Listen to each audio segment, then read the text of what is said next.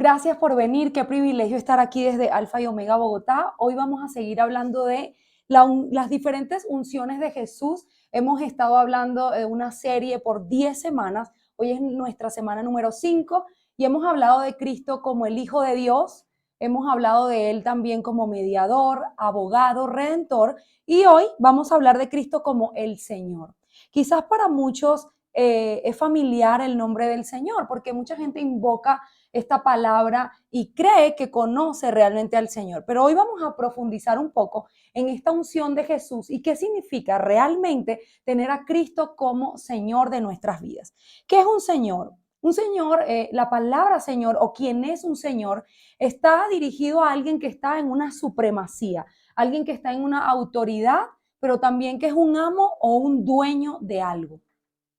Como por ejemplo podemos hablar de esta expresión, la señora de la casa. Cuando decimos esto, nos referimos a que ella es la dueña de la casa, que ella es quien dirige en ese lugar. Y así como esto, tenemos también que es una palabra para expresar respeto hacia alguien, cuando una persona está en autoridad. Es por eso que el libro de Romanos 10:9 dice lo siguiente, que si confesares con tu boca que Jesús es el Señor y creyeres en tu corazón que Dios le levantó de los muertos, serás salvo. Fíjense que lo primero que dice aquí es que si confiesas con tu boca que Jesús es el Señor. Número uno, cuando dice confesar con la boca, eso se refiere a que ya ha habido una creencia en el corazón, porque la boca va a decir lo que el corazón ha creído. Por eso dice, si creyeres en tu corazón y confesares con tu boca. Entonces dice que la promesa cuando recibimos a Jesús en nuestro corazón como Señor es salvación. Lo primero que el ser humano adquiere al recibir a Jesús como Señor es vida eterna. Dice, continúa este capítulo Romanos 10:10, dice, porque con el corazón se cree para justicia, pero con la boca se confiesa para salvación. Entonces tenemos que el corazón es bien importante en la palabra que vamos a desarrollar hoy. Es bien importante lo que hay en nuestro corazón para podernos relacionar con Dios como Señor a través de Jesucristo. Dice que la boca confiesa para salvación, pero que el corazón cree. ¿Recuerdan la serie de la semana pasada cuando hablábamos que la fe es contada por justicia? Entonces dice la escritura aquí en este verso de Romano que el corazón cree para justicia. Cuando una persona cree en Jesús como Señor, automáticamente está adquiriendo justicia por la fe. Es por eso que la escritura dice, la fe me es contada por justicia. ¿Y qué debe luchar el ser humano en su corazón? Con la incredulidad. Porque muchas veces la gente piensa que la incredulidad no es pecado, que la incredulidad es una debilidad humana y no es cierto. La palabra de Dios dice, lo que no proviene de la fe es pecado. Así que es pecado que el corazón tenga temor, incredulidad. No es algo que el corazón deba manejar, porque la escritura dice, yo no te he dado espíritu de temor. Y si Dios no me lo dio, ¿quién creen que lo dio? El enemigo, Satanás. Y si Satanás me intenta dar algo, yo tengo que resistir lo que él está tratando de poner en mi corazón. Entonces el corazón tiene la capacidad de creer para justicia. Cuando hay incredulidad, hay injusticia en una vida. Entonces Jesús no sería el Señor del que tiene incredulidad. Porque el que tiene a Jesús como Señor, en el corazón tiene justicia por la fe. Amén. El corazón es el asiento del señorío de Jesús. Lucas 6, 45, 46. Dice, el hombre bueno del buen tesoro de su corazón saca lo bueno. El hombre malo del mal tesoro de su corazón saca lo malo, porque de la abundancia del corazón habla la boca. Entonces la boca es como un termómetro. La única forma de saber lo que ciertamente alguien tiene en el corazón, más allá de un electrocardiograma o de un eco, que un médico podría decir, aquí hay una irregularidad, la boca es la mejor forma de saber con quién estamos hablando. ¿Usted quiere saber quién es quién? Solo déjelo hablar. Y cuando usted deja hablar a una persona, usted sabe quién es, qué es lo que tiene en el corazón. Del corazón salen las motivaciones, del corazón sale lo bueno y lo malo, acabamos de leer en este verso. Y entonces el corazón es el que debe ser purificado para que pueda tener un asiento correcto. El corazón es lo que el enemigo pelea, porque en el corazón está el alma y el alma tiene la mente, la voluntad y las emociones. Entonces, la boca te va a decir lo que el corazón tiene, pero más allá de que ya con la boca y las palabras podamos saber lo que una persona tiene por dentro, su sistema de creencias, lo vamos a encontrar ahí, está también lo que hay propiamente en el corazón y cómo ese corazón es como un timón que dirige mi vida. Proverbios 23:7. Dice la escritura, porque cuál es el pensamiento de su corazón, tal es él.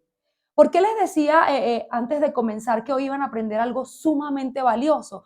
Porque cuando hablamos de Cristo como Señor, tenemos que ver ciertamente el corazón.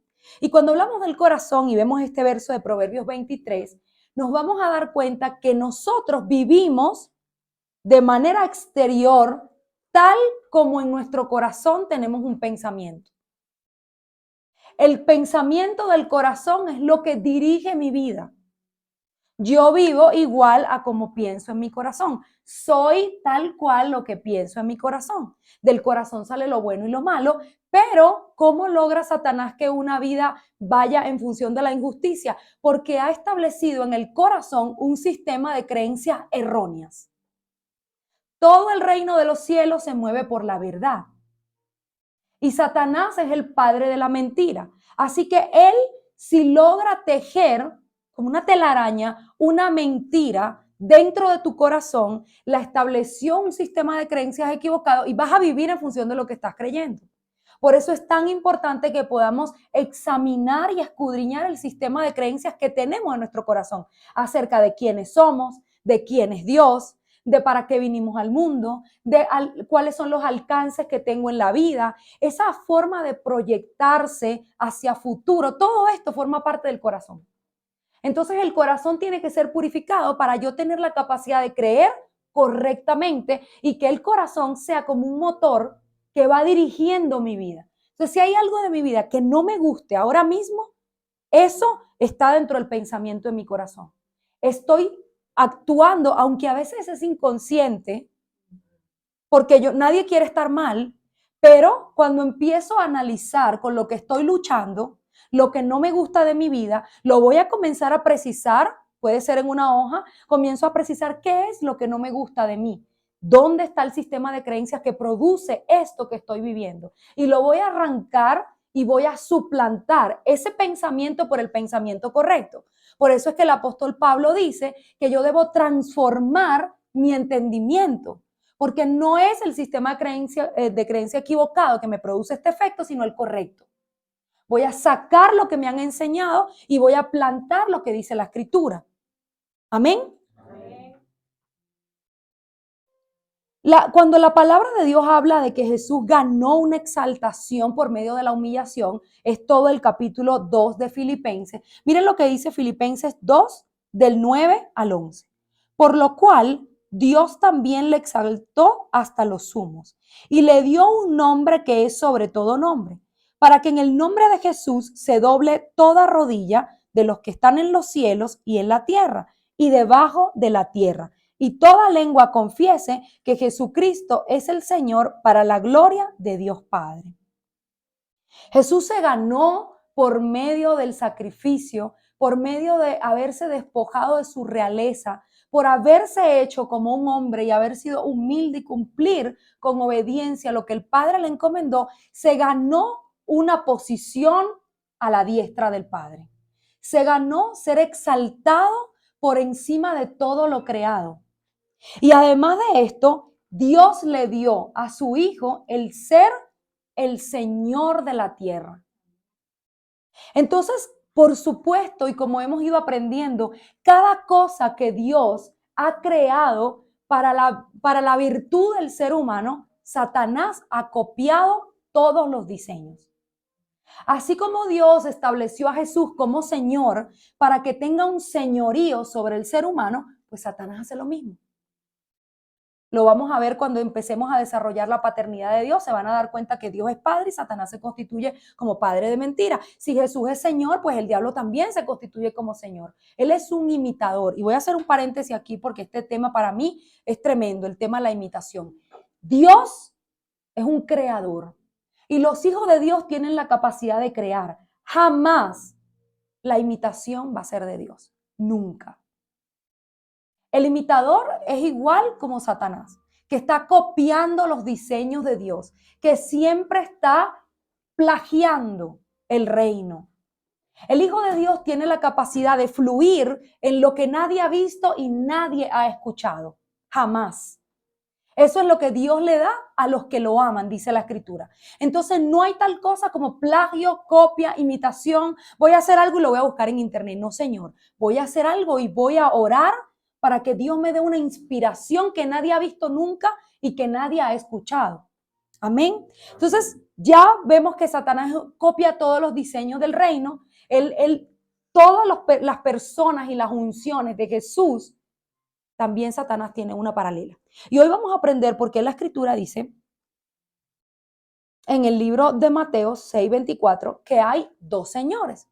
Pero antes de esto vamos a ver Lucas 6:46. El Señor pregunta esto, dice, ¿por qué me llamas Señor, Señor y no haces lo que yo digo? Aquí empezó a ponerse complicada la predica.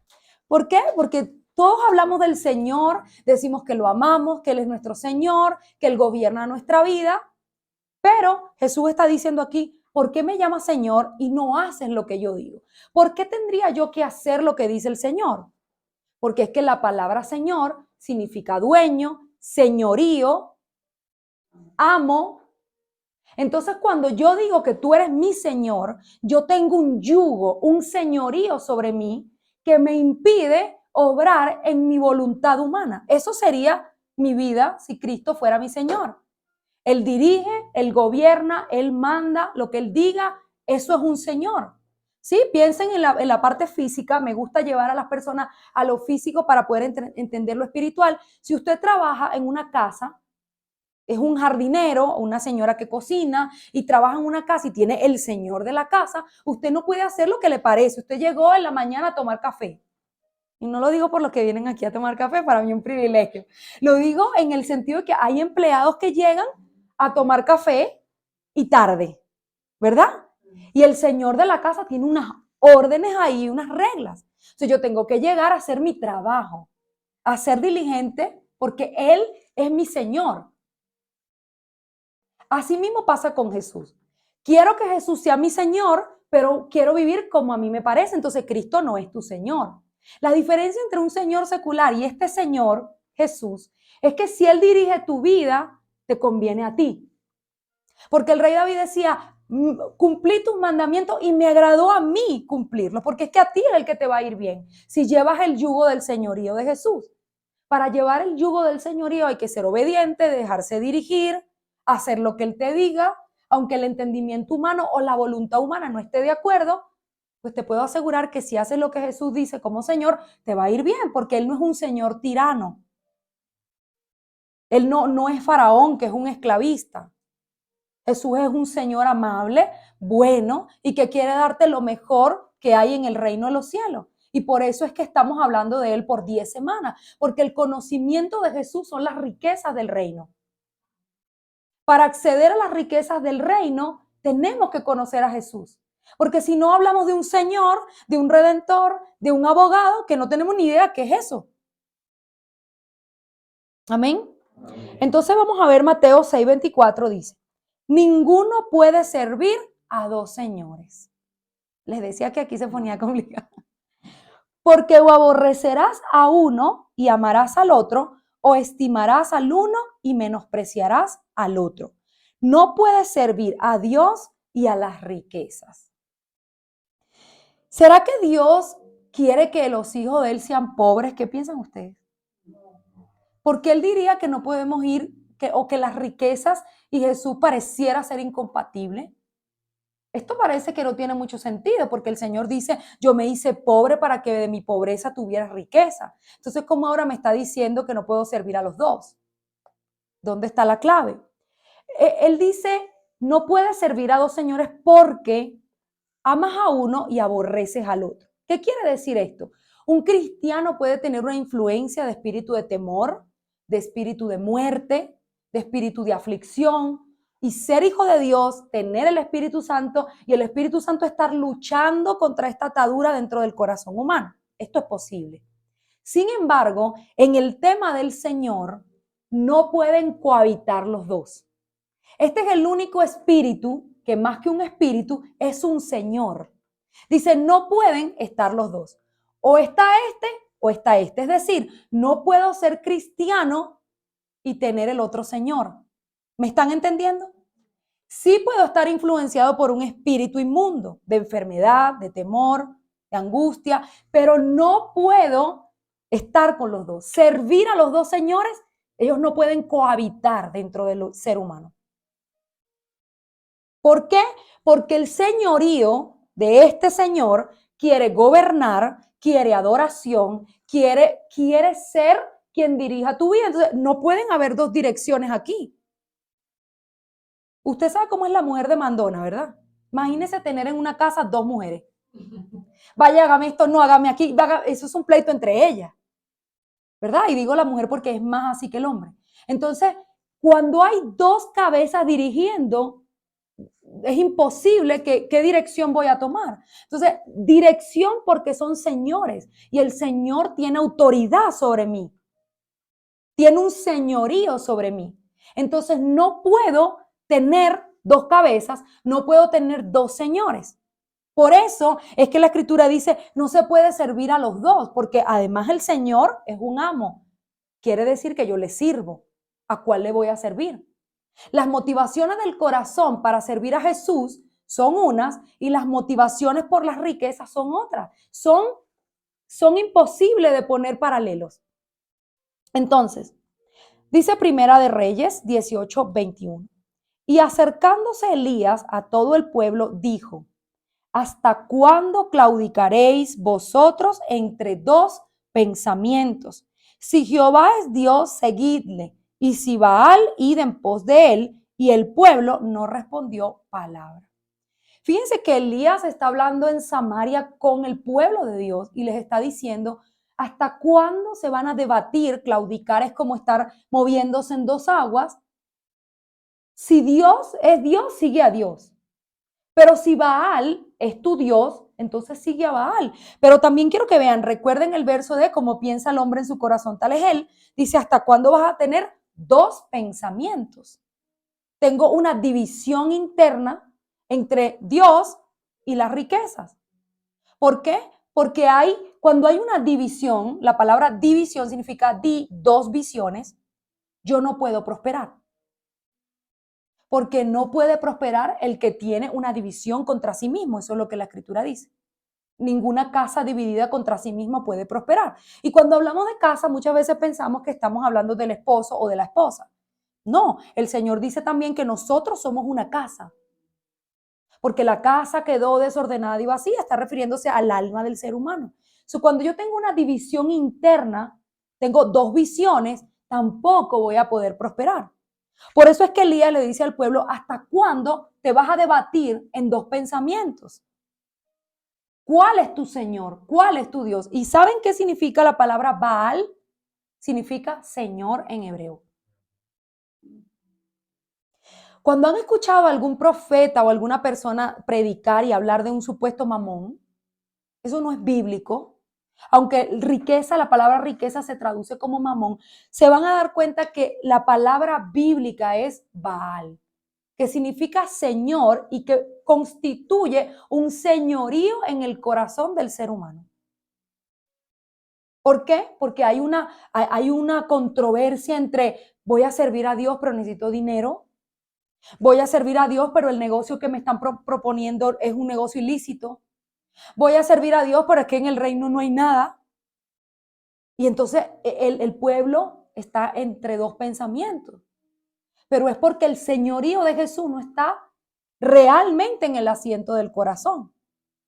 Porque si Jesús gobierna, Jesús es un buen amo, es un buen Señor.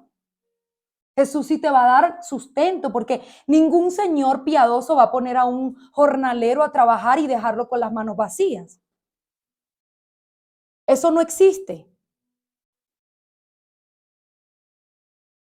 Entonces vemos que aquí cuando Jesús dice dos señores se está refiriendo a él como señor o a Dios y a Baal. Baal es la contraparte de Jesús, el otro señor. La palabra Baal en el hebreo significa señor. Y es por esto que Mateo 4 del 1 al 11, vamos a ver un poco acá este pasaje completo para que podamos entender cómo es que Satanás quiere constituirse señor y qué es lo que él aspira dentro de este señorío. Dice, entonces Jesús fue llevado por el Espíritu al desierto para ser tentado por el diablo. Y después de haber ayunado 40 días y 40 noches, tuvo hambre y vino a él el tentador y le dijo, si eres hijo de Dios, di que estas piedras se conviertan en pan. Él respondió y dijo, escrito está, no solo de pan vivirá el hombre, sino de toda palabra que sale de la boca de Dios. Entonces el diablo le llevó a la santa ciudad y le puso sobre el pináculo del templo y le dijo, si eres hijo de Dios, échate abajo, porque está escrito, a sus ángeles mandará acerca de ti y en sus manos te sostendrá para que no tropiece en piedra tu pie. Jesús le dijo, escrito está también, no tentarás al Señor tu Dios. Otra vez le llevó el diablo a un monte muy alto y le mostró todos los reinos del mundo y la gloria de ellos. Y le dijo, todo esto te daré si postrado me adoraras. Entonces Jesús le dijo, vete Satanás, porque escrito está, al Señor tu Dios adorarás y a él solo servirás. El diablo entonces le dejó y he aquí vinieron ángeles y le servían. Este es el pasaje más significativo de cómo el diablo busca enseñorearse del ser humano. Dice aquí que Jesús estaba en una posición de debilidad porque había ayunado por 40 días. Esta debilidad de Jesús durante el ayuno representa cualquier cosa que tú necesites de parte de Dios, cualquier área de tu vida que esté realmente en debilidad, bien sea porque tienes hambre, porque tienes una deuda grande que no puedes pagar, porque tienes una soledad en el corazón a causa de estar quizás físicamente solo o estés enfermo, quizás necesitas algo de sustento y el enemigo te propone algo. Eso es lo que representa la debilidad del ayuno. En este caso de Jesús. ¿Por qué? Porque no es lo mismo estar saciado que tener 40 días de ayuno y que te ofrezcan un pan. Si usted se acaba de comer una pizza, una hamburguesa doble carne, y le ofrecen un pan, ¿qué va a hacer? Eso a mí no me interesa, porque la escritura dice que la miel para el que está saciado no es nada. Pero si usted tiene 40 días sin agua ni comida, y le ofrecen un pan, pues no es lo mismo. Entonces, quiero que entiendan un poco el contexto de cómo Jesús está recibiendo la oferta de Satanás. Recuerden que Jesús era de carne y hueso, ¿sí? Era un hombre, o sea, estaba encarnado en una humanidad. No era Dios. En ese momento era alguien que ayunó 40 días. Amén. Entonces dice aquí que Satanás no solamente le ofreció pan, pero le dijo esto, todo esto yo te voy a dar, lo llaman el tentador dentro de este pasaje, te voy a dar la gloria de los reinos, cuando le mostró todo lo que había disponible, pero le puso una condición. Le dijo, si postrado me adorares. Entonces, ¿qué es lo que quiere el diablo para darte algo? Que lo adores, que tú te le arrodilles. Te voy a dar esto, pero tienes que hacer esto. Te voy a dar este dinero ilícito, pero te voy a poner una cadena en el pie. Te voy a dar esto, pero vas a ser mi esclavo. ¿Sí? Eso es lo que él está pidiendo, porque quiero que vean que él le está diciendo abiertamente lo que tiene que hacer y cómo tiene que pagar. Y se lo está diciendo al Hijo de Dios. Quiero que postrado me adores. Y a veces uno dice, bueno, pero Satanás no es tan descarado, ese es en la Biblia. No, muchas veces, ¿cómo creen ustedes que alguien que trabaja, por ejemplo, de mula en un aeropuerto queda privado de libertad? Ellos saben claramente que si los prenden, los agarran en flagrancia, los van a meter presos. Ellos lo saben. Pero la necesidad de no conocer el Señor, de ser un huérfano, de no tener paternidad, de no tener provisión, automáticamente ellos dicen, ok, yo lo acepto, aunque es tan claro que eso los podría privar de libertad. Porque hay un señorío, hay un lazo del otro Señor sobre mí, porque Cristo es piadoso y Él nunca como Señor te va a ofrecer algo que te perjudique. Pero Satanás abiertamente le está diciendo a Jesús, te voy a dar la gloria de estos reinos si postrado me adorares. Y es que un Señor también dentro de sus atribuciones tiene servicio y adoración. Cristo, nosotros le servimos y lo adoramos. Eso es parte de que Él sea el Señor. Porque recuerden que Él está en supremacía. Entonces Satanás quiere lo mismo. Él quiere que tú lo adores, que tú te le postras, que tú te le arrodilles por medio del chantaje, porque hay una necesidad. Después le dice que se lance por un barranco y que el Señor sabe que Él sabe que Dios lo va a rescatar. Y Él le dice otra cosa, no tentarás al Señor. Todo esto tiene que ver con el señorío. ¿Por qué tentar? Porque muchas veces hay gente no solo que juega con la gracia, sino también que Él está apelando a la identidad de Jesús, si eres hijo de Dios. Y muchas veces hay gente que quiere que tú le demuestres la relación que tú tienes con Dios, si Dios te usa, si Dios esto, tú no tienes por qué caer en eso, con nadie. Porque si tú estás claro en lo que eres en Dios, no tienes por qué tentar a Dios, obligar a Dios para que Él manifieste su poder, para Él respaldarte. Jesús le cita la Escritura. Y el diablo también. Jesús le dice, escrito está, y el enemigo le dice, también está escrito que Él va a enviar a sus ángeles para que te saquen de esto. Pero ¿por qué voy a tentar a Dios de esa manera? No, no lo debo hacer. Pero todo esto es como una gran telaraña que a veces cuando leemos este pasaje no nos damos cuenta que Satanás también viene a conversar así con nosotros.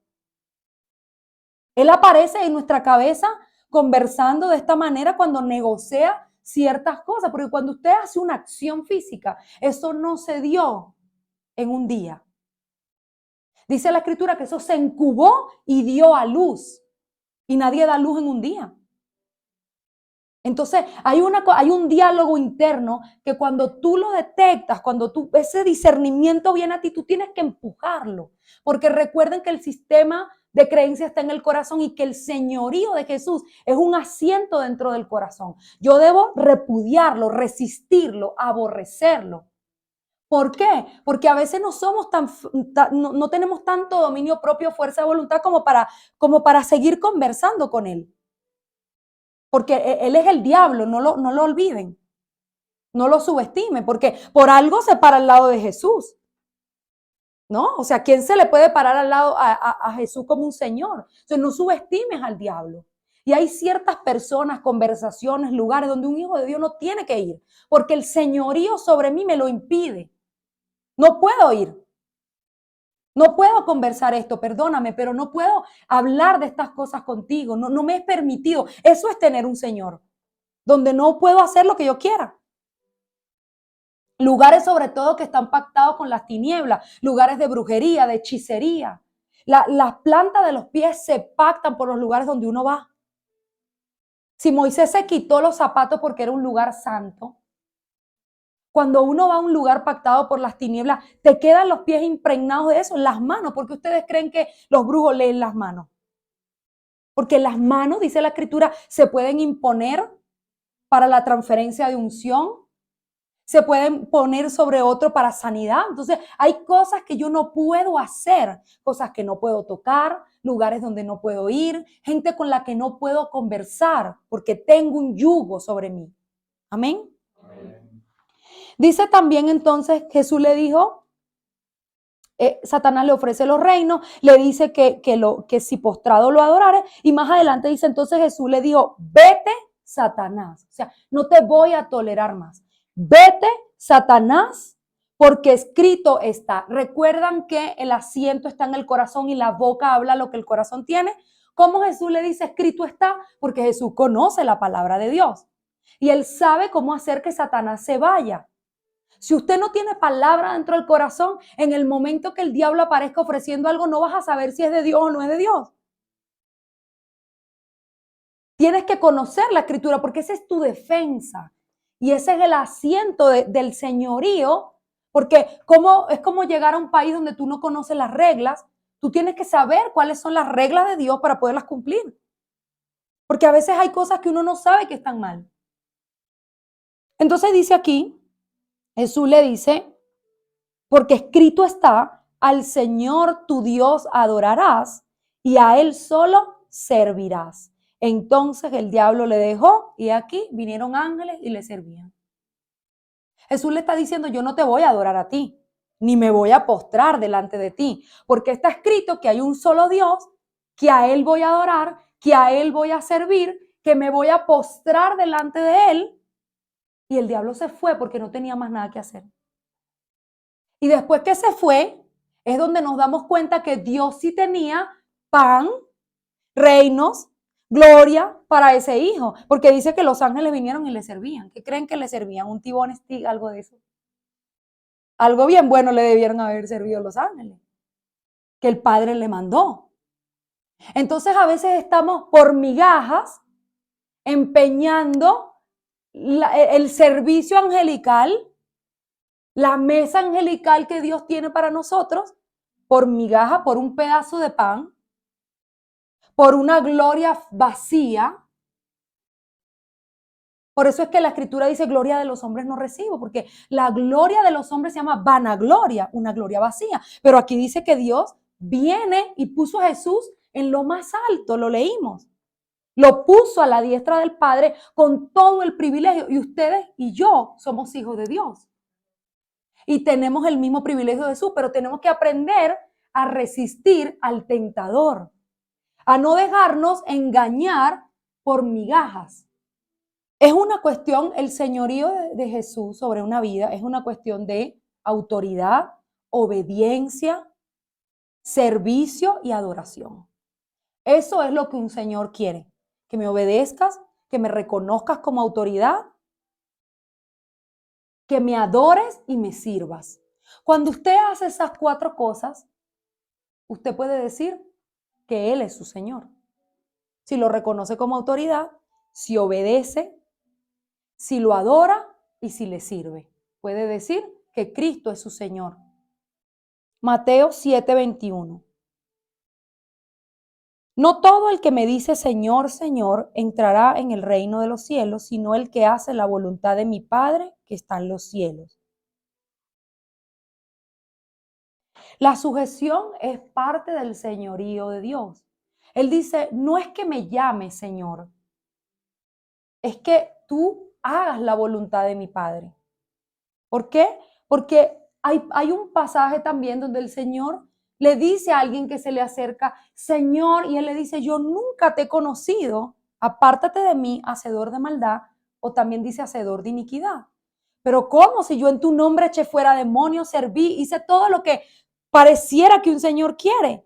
Te serví, te adoré, y el Señor le dice, yo no te conozco, porque no tenías intimidad conmigo.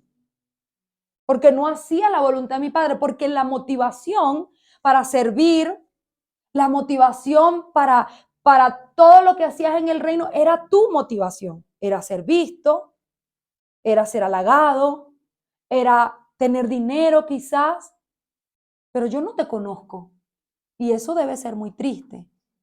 Un siervo le dedique al Señor su vida entera y cuando llegue el momento de poner la balanza de las cuentas le diga, yo no sé quién eres tú. No sé en nombre de quién trabajaste, porque yo no te conozco. Y la palabra conocer supone intimidad, porque dice la escritura, la mujer que no conoció varón. Esa palabra conocer supone una intimidad. O sea que esta persona hablaba en nombre de Jesús, obraba en nombre de Jesús, echaba fuera demonios en nombre de Jesús y Jesús no sabía quién era él. Está muy tremendo.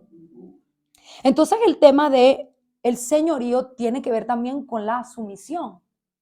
Y el reconocer que Jesús es el Señor te va a dar un acceso a lo que lees. ¿Recuerdan aquel leproso que le habla a Jesús y le dice, Señor, si quieres, puedes limpiarme? Y Jesús le dijo, quiero y puedo, sé sano. Yo no puedo venir a relacionarme con alguien que me dé su poder si yo no sé quién es. Por eso los discípulos, Jesús le preguntaba a los discípulos, ¿quiénes dicen que soy yo? Bueno, unos dicen que eres Elías, otros dicen que eres Juan el Bautista, pero ¿tú quién crees que soy? ¿Por qué? Porque si tú reconoces la autoridad de Jesús como Señor, Él va a poder poner su señorío sobre ti. Entonces, tú tienes que saber lo que significa un Señor. ¿Para qué? Para que cuando tú invoques esa palabra Señor, como aquel leproso, no solamente Jesús te conozca, te responda, te sane, sino que tú entiendes que al decirle Señor hay un yugo sobre ti. Hay cosas que no puedes hacer. Amén. Y sobre todo porque ese lugar del corazón nunca va a quedar vacío. Quiero que sepan que el corazón del ser humano no admite vacíos. Jamás. El corazón siempre está lleno de algo. Entonces, si este no es mi Señor Jesús, ¿quién es el Señor? Baal. Pero alguno de los dos es. Porque mi corazón tiene que estar dirigido por alguien. Entonces ahí yo empiezo a analizar las motivaciones de mi corazón. ¿Por qué hago lo que hago? ¿Por qué digo lo que digo? Es muy fácil. Usted comienza a escribir las frases que usualmente tienen el pensamiento cuando no habla con nadie y está todo el día dando vueltas pensando, ese diálogo interno. Comience a escudriñarlo. Préstale atención a sus propios pensamientos para que se dé cuenta de quiénes son esos pensamientos. Si hay pensamientos de escasez, de tristeza, de muerte, esos no son pensamientos que vienen de Dios. Eso lo está poniendo Satanás ahí. Vamos a hablar un tema aquí de la sujeción. Las mujeres, por favor, no me vayan a acribillar. También después vamos a hablar de los hombres, pero quiero enseñarles hoy algo. Efesios 5, 21. Dice, las mujeres casadas estén sujetas a sus propios maridos como al Señor. ¿Sabes quién ve un problema? Que el otro día me decían, pastora, pero su género no la de querer mucho porque habla de eso, pero es que yo sé que eso te conviene, ¿sí? Porque a veces hemos sido criadas con mucha rebelión, ¿no? Y eso nos mantiene expuestas. Entonces dice aquí, Primera de Pedro 3:6 también, estos dos versos, dice, como Sara obedecía a Abraham llamándole Señor. Claro, no es el Señor de las rolas, el Señor va a comer, no, no es ese Señor. Porque yo he visto aquí cuando la mujer colombiana está brava y el Señor quiere esto, quiere aquello, y lo dice con sarcasmo e ironía. No, ella lo hacía con reverencia, entendiendo quién era Él. Y le servía con esa devoción porque entendía quién era Él. Y Pedro estaba aquí elogiando a esta mujer que dice cómo ella trataba a Abraham. Y la escritura en el mismo libro de Pedro dice, para Dios, una mujer con un carácter apacible y afable es de gran estima. Delante de los ojos de Dios, una mujer con ese carácter es de gran estima. Cuando Dios la ve hacer eso, a Él le gusta eso. Dice que, Efesios 5, que la mujer esté sujeta como al Señor. Entonces aquí esta parte como al Señor, les voy a explicar qué significa. Si una mujer está en Cristo y Él es su Señor, yo le obedezco, lo amo, le sirvo y todo lo que ya sabemos lo que es el Señor. Dice, ella debe tratar a ese marido como al Señor. Ay, pero él no es el Señor. Pero él no se comporta como el Señor, pero él no se merece lo que se merece el Señor. Pero eso es lo que el Señor quiere. Trátalo como a Él. Entonces, hay una pista aquí para los que están esperando una esposa. Todos los que nos están viendo, porque hay mucha gente que nos ve desde diferentes partes del mundo. Cuando tú veas a una mujer que sirve al Señor, que está sujeta al Señor, tú vas a saber que ella puede ser una buena esposa. Porque te va a tratar a ti, te va a respetar a ti, va a ser fiel contigo como lo es con el Señor, porque eso es lo que dice este verso. Ahora, si ella no respeta al Señor, menos te va a respetar a ti. Esa mujer no te conviene. Como ella se relacione con el Señor, se va a relacionar con ese esposo. igual.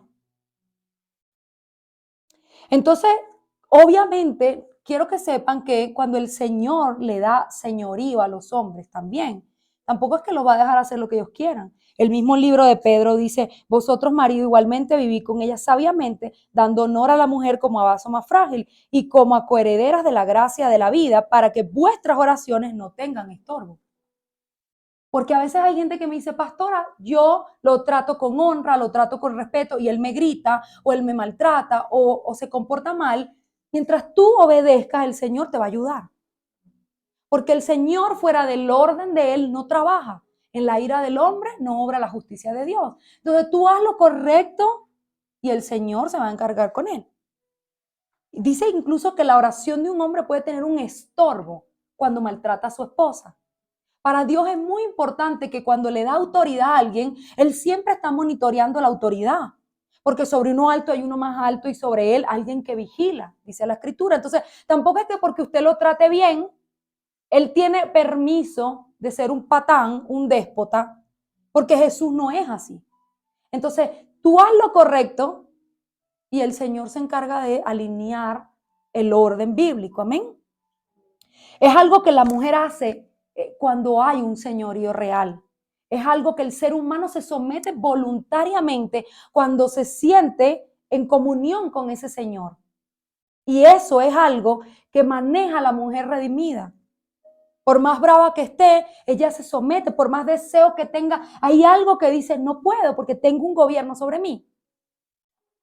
El Señor Jesús gobierna la vida del cristiano. 1 Corintios 8:6 dice, para nosotros, sin embargo, solo hay un Dios, el Padre del cual proceden todas las cosas, y nosotros somos para Él, y un Señor, Jesucristo, por medio del cual son todas las cosas, y vosotros por medio de Él. Mientras el mundo maneja un claudicar entre dos señores, el Hijo de Dios tiene un Señor, y esto es lo que dice Corintios.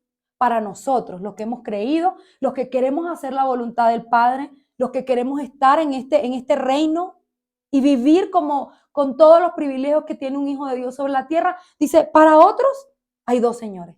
Para nosotros hay un Padre y un Señor por el cual son todas las cosas. No hay nada que Satanás te pueda ofrecer que Cristo no lo tenga porque de Él es todo. Amén. Amén. Efesios 5:4, ya casi para terminar, dice, un Señor, una fe, un bautismo. No hay dobleces en el corazón de los hijos de Dios. El Hijo de Dios no tiene por qué claudicar en dos pensamientos. Hagamos lo correcto, tengamos un solo Señor, clamemos solo a Él, aunque como decía Job, no veamos nada, sabemos que tenemos un Redentor que en algún momento Él va a venir con un rescate. Pero no te dejes llevar por la tentación del vacío y caigas en las garras, porque eso son unas garras del otro Señor, eso es una cadena. Y ahí no hay nada que Él te pueda ofrecer que no te maldiga la vida. Dice la Escritura en Mateo 22:37, Jesús le dijo, amarás al Señor tu Dios con todo tu corazón, otra vez vuelve a aparecer el corazón, con toda tu alma y con toda tu mente. Eso es lo que el Señor quiere, que Él sea realmente tu Señor, que todo sea para Él, la adoración, el servicio, las motivaciones del corazón, la fe, el asiento profundo de tu pensamiento, tú puedas tomar una decisión. En cualquier cosa donde tengas un debate interno, tú puedes decir, esto es lo correcto, aunque yo no sé cómo voy a vivir de esto, aunque yo no sé cómo va a ser, porque el mundo dice que ahí no hay nada, para los hijos de Dios sí hay, porque Dios es un buen Dios, un buen Padre y un buen Señor. Y ya cierro con esto, 1 de Pedro 3:15. Miren que todo lo que habla del Señor tiene que ver con el corazón. Dice, si no, santificaos a Dios el Señor en vuestros corazones y está siempre preparado para presentar defensa con mansedumbre y reverencia. Dice que en el corazón está siempre preparado, que santifiquemos a Jesús en el corazón. Entonces, el corazón es el protagonista de la palabra del Señor, porque no puede haber un señorío en alguien que no se deja gobernar. Como aquel dicho que siempre oigo, algunos pastores lo dicen, que la mamá regañó al niño y le dijo, siéntese, y lo obligó. Y él dijo, él se sentó obligado y dijo, me senté, pero en mi corazón estoy de pie. Así a veces estamos. Sé que esto es lo de Dios y me someto, pero no lo quiero hacer así. Hay algo que no me deja terminar de obedecer. Entonces, desecha eso y dale la oportunidad a Jesús de ser tu Señor y de que tú veas lo que es tener a Jesús como Señor, que Él nunca falla y todas las cosas por medio de Jesús son entregadas. Amén. Bueno, vamos a ponernos de pie para orar. Padre, te damos gracias por este maravilloso día.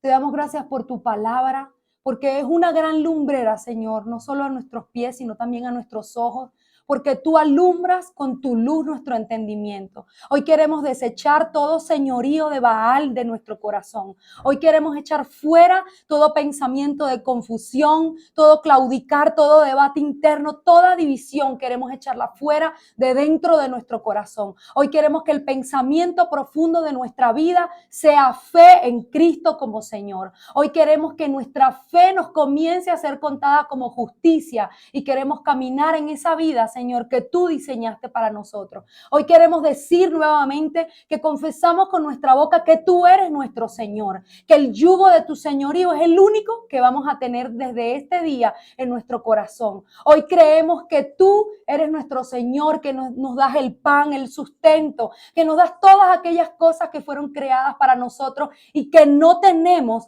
que comprometer la verdad nunca, que no tenemos nunca que dejar tentarnos por Satanás. Hoy echamos fuera toda voz interior que esté dentro de nuestro corazón acechando, proponiendo cosas que no son tuyas. No importa cuánto reino, cuánta gloria Satanás ofrezca en nuestra vida, nunca vamos a ceder, nunca nos vamos a postrar delante de otro Señor que no sea Jesucristo, aquel que está sentado a la diestra del Padre, que resucitó de los muertos y a quien Dios exaltó por su gran obra redentora en la cruz. A ti sea la gloria y la honra por siempre, Jesús. En el nombre de Jesús, amén y amén.